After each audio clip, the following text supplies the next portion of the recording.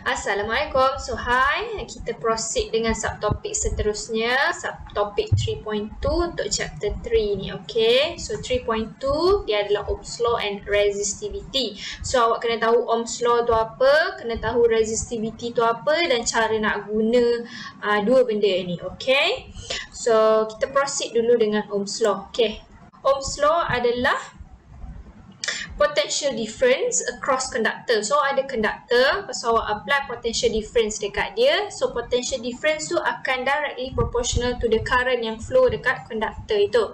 Itu law dia. V directly proportional to I. Syarat Ohm's law adalah temperature mesti constant. Okay, kalau temperature tak constant, law ni tak apply. Okay, V takkan directly proportional to I. Okay. So dia equation dia akan jadi macam ni lah. V directly proportional to I where T is constant. Okay, ini kalau dalam bentuk matematik. Right, so kalau kita ada proportionality kat sini, kita nak equalizekan equation tu, kita kena letak satu constant. So in this case, constant yang diletakkan adalah R. R is resistance. So in this case, R adalah constant. Apa maksud R constant adalah, okay, awak dah ada satu resistor. Resistor tu awak letak dalam circuit. Okay, so value R tu takkan berubah kalau awak ubah value V tu. Maksudnya yang berubah hanyalah I. Okay, R tadi tu sama je value dia. Sama juga macam ingat dalam capacitance tu saya cakap, capacitance value dia bila kita letak capacitor tu dalam circuit, so V dengan Q tu takkan effect value dia. Sama juga dengan sini, ini V dengan I takkan effect value R tu dekat situ sebab dia adalah constant. So kena faham kenapa R tu constant. Sebab R akan berubah bila kita kacau fizikal dia jap lagi, kita akan discuss. Okay, just make sure faham kenapa R constant di sini walaupun kita ubah V dengan I dia. Okay. Okay, so kita tengok dekat graph. Okay, graph dia untuk Ohm's law, graph dia bentuk macam ni. Dia increase linearly. Okay, dia directly proportional dan graph dia bentuk linear. Okay, so gradient of your graph adalah resistance. Okay, so contoh material yang obeys Ohm's law adalah metals. Okay, most metals obeys Ohm's law. Okay, so kalau metal tu memberi graf yang macam ni, so therefore dia adalah ohmic conductor dia panggil. So kalau conductor tu adalah non-ohmic, graf dia tak obeys Ohm's law, so dia akan jadi exponential macam ni. Contoh yang material yang tak obeys Ohm's law sebab dia affected by temperature. Contoh dia bulb, diode, transistor. Okay, tapi main fokus kita adalah bentuk graf untuk Ohm's law di sini. Alright, so next kita akan tengok. Okay, awak tahu resistor bentuk dia macam ni.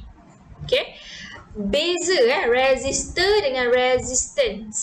Okay, sama juga macam previous video saya cakap, capacitor dengan capacitance adalah dua benda yang berbeza. So resistor ni adalah electrical component. Resistance tu yang membeli value, di mana resistance ni dia lah yang limit current tu. Kira dia tak bagi charge nak lalu. So lagi besar value R, resistance, lagi susah current nak lalu. So tu resistance. Okay, resistor tu adalah benda. Okay, so ini dia punya ni, saya baru cakap dia limits current. So dia adalah skala kuantiti, unit dia adalah ohm, simbol dia macam ni, ataupun unit dia boleh jadi volt per ampere, selalunya guna ohm. Okay, alright, so resistance macam saya cakap tadi, resistance value dia constant kalau letak satu resistor dalam circuit. So kalau kita nak tukar value R ni, inilah 4 factors yang akan mengubah value resistor. Okay, akan mengubah value resistance.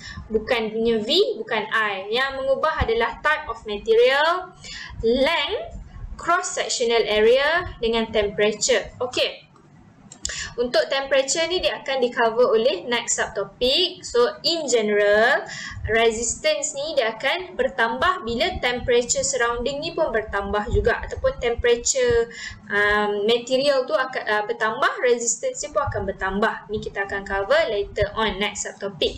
Kita nak fokus dekat 3 factors ini.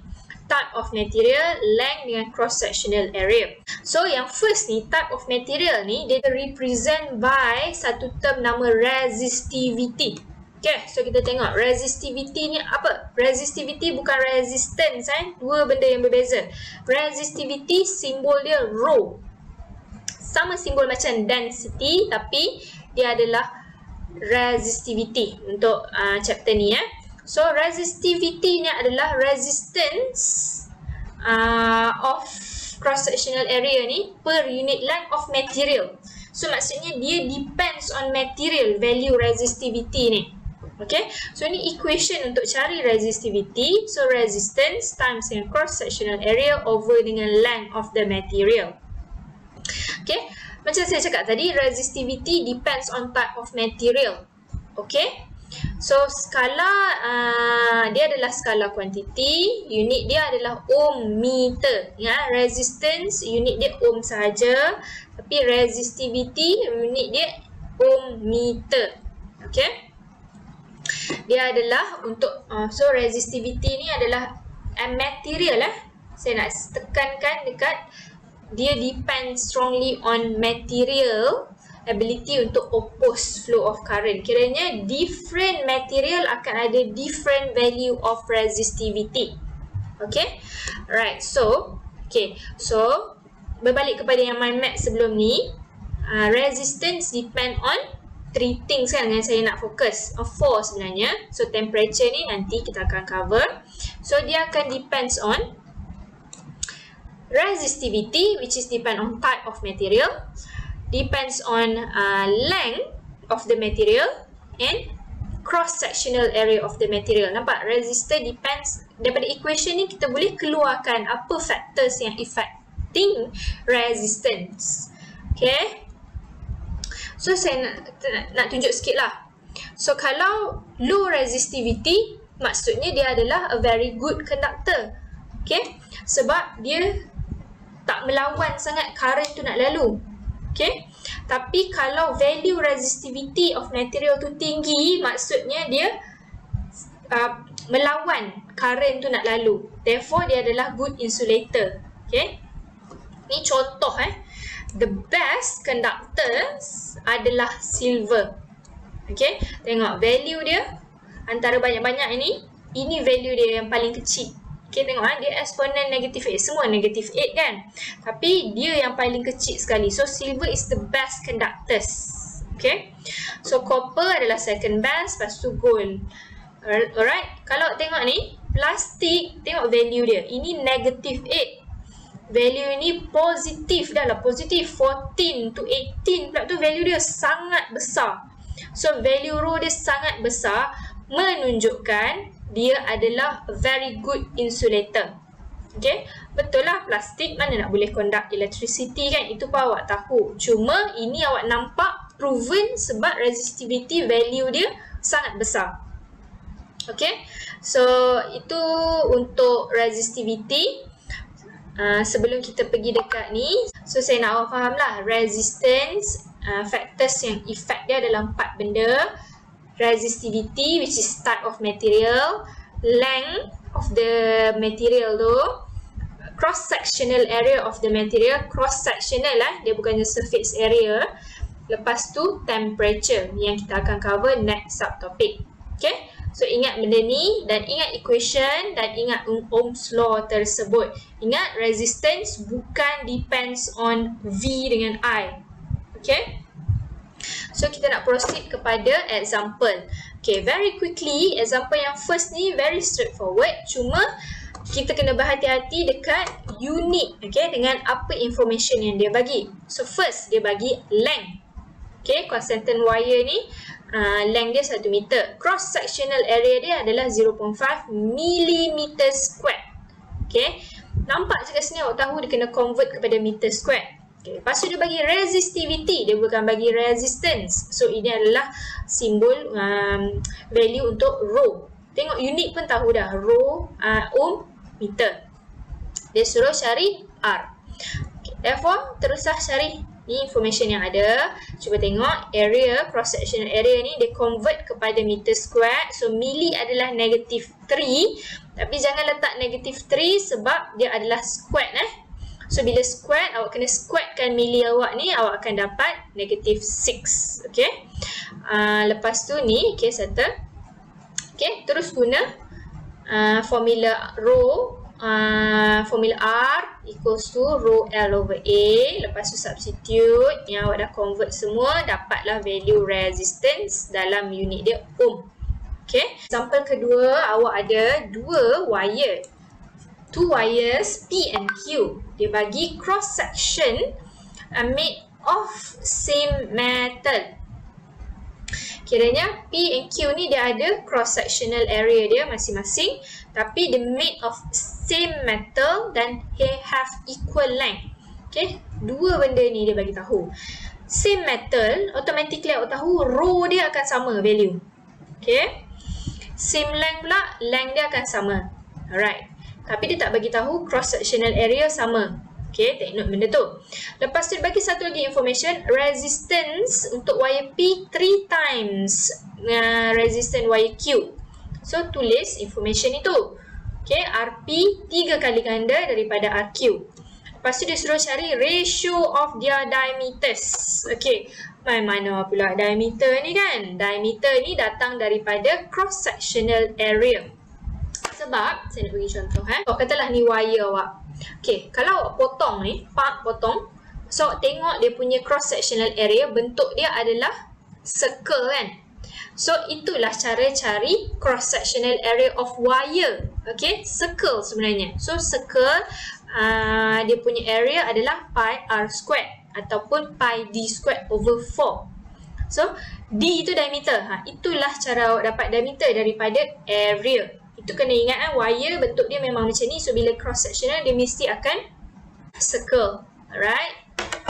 Okay, so diameter dia suruh cari diameter sebenarnya ni. So maksudnya dia nak dp over dq ataupun dq over dp. Kalau dia tak specific ratio yang macam mana dia nak, maksudnya awak boleh cari qp ataupun pq. Okay, dua-dua boleh.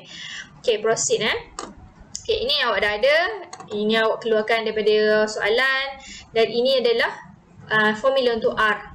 Okay, menggunakan equation ini yang awak dah keluarkan, substitute je untuk P, untuk Q, dan bawa turun 3 ni sebab dia information yang dia bagi. Lepas tu awak tahu area sebab dia nak diameter. So, kenalah ada diameter dalam equation awak tu. So, A equals to pi d squared over 4. Substitute ni untuk masing-masing. Okay, untuk P, untuk Q, substitute dalam ni. Alright. Ini matematik, so tengok betul-betul macam mana boleh dapat ini. Lepas itu, potong yang mana value dia sama. In this case, okay, 4 boleh potong, rho boleh potong sebab dia same metal. Length pun dia cakap sama, so boleh potong.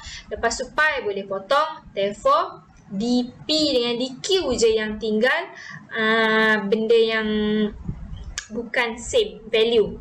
So susun supaya, kata in this case, dia buat dq over dp. Susun-susun awak akan dapat square root of 3. Okay? Ataupun boleh susun dp over dq. Awak akan dapat 1 over square root of 3. So, itulah cara untuk cari ratio untuk soalan ini. Okay, take note cara dia satu-satu ni. Awak make sure faham macam mana nak guna equation yang kita dah belajar. Okay, so saya nak stop dekat situ. Okay, now saya nak awak tanya diri sendiri. Apa yang saya ajar tadi tu, boleh tak awak state Ohm's law? Okay. Boleh tak awak define resistivity? Lepas tu apa equation untuk resistivity? Macam mana nak guna equation tu? Alright.